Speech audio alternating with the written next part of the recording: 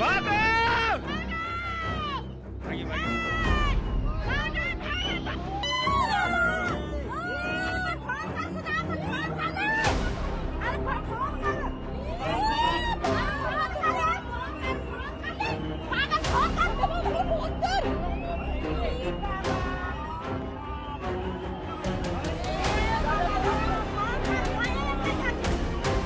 अरे भाग गया।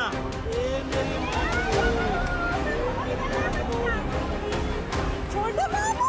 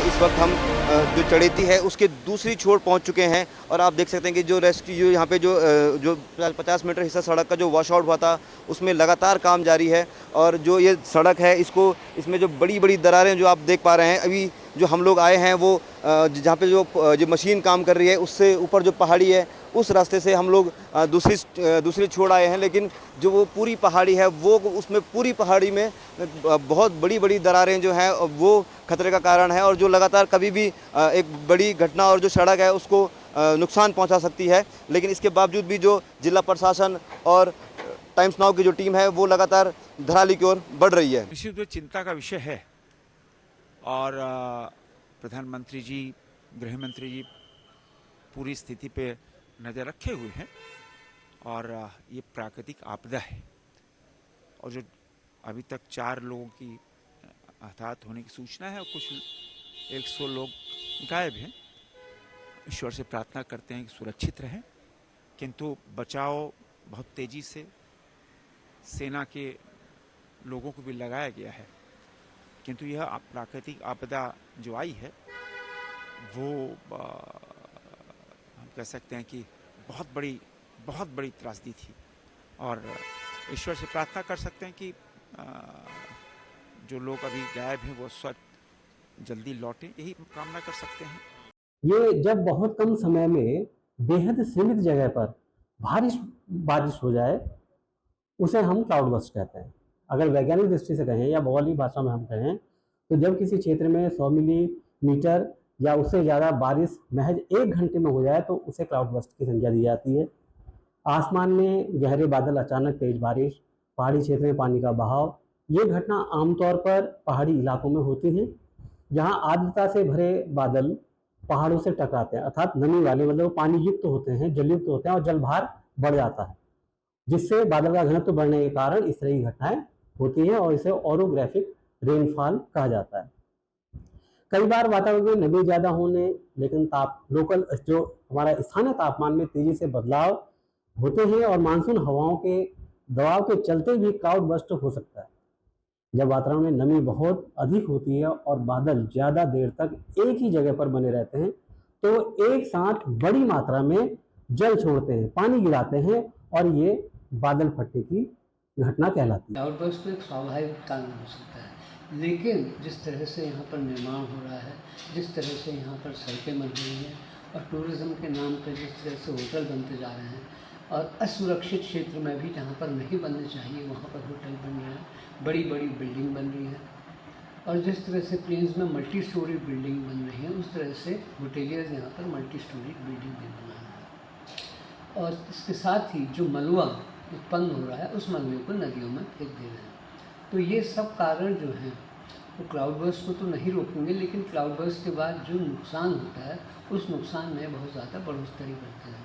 इसी के कारण आपके फ्लैश फ्लड्स आती हैं, लैंडस्लाइड्स आती हैं, इरोजन होता है और बिल्डिंग्स जो बनी हैं, जो इतनी अट्टालिकाएँ बनी हैं, वो अट्टालिकाएँ जो हैं वो धराशायी हो जाती हैं। तो जब तक हम पर्यावरण को महत्व नहीं देंगे और पर्यावरण और विकास का एक संतुलन नहीं करेंगे और साथ ही साथ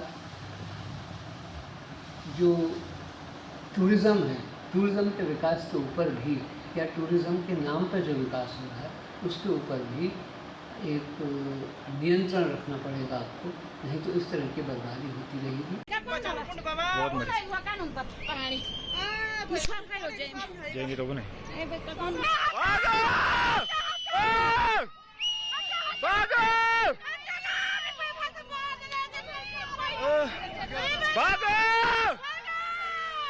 भागी भागी सर।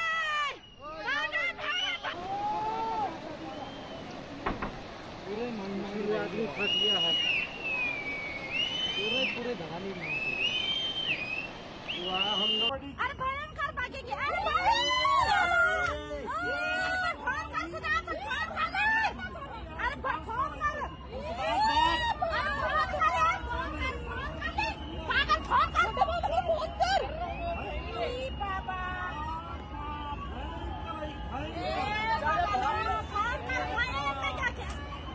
अरे बह गया, ये मेरी माँ की लोग, मेरी माँ की लोग, छोड़ दो बाबू।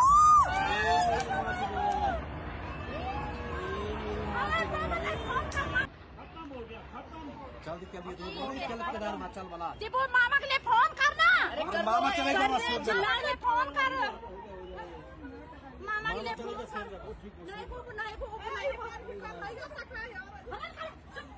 वो मामा चलेगा सेल लगो कर रहे